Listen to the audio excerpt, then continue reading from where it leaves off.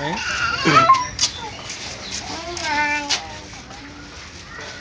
Chị có cái gì đấy?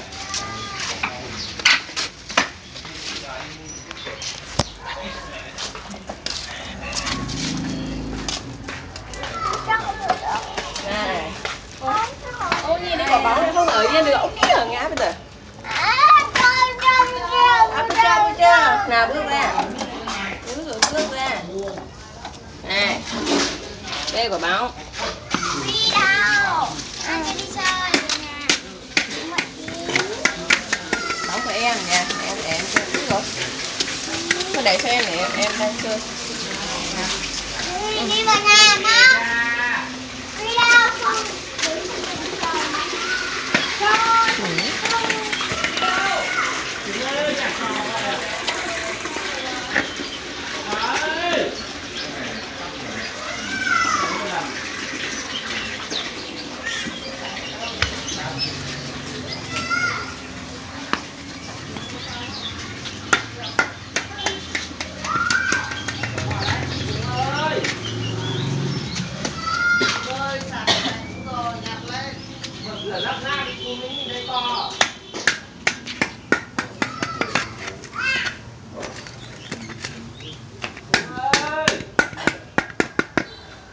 Dắt nó lên.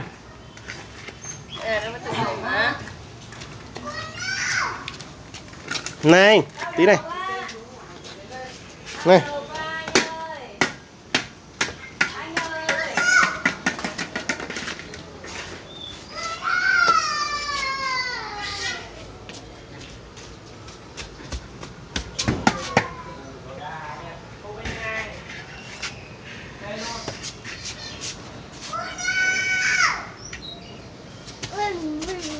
Ném vào đây.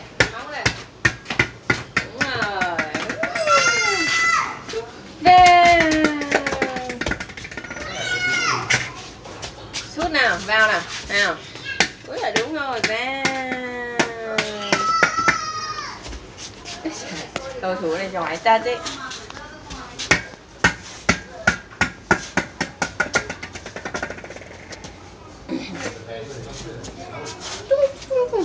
Úi giời, nhanh lên. Sút nào. Wow. Úi giời, úi giời.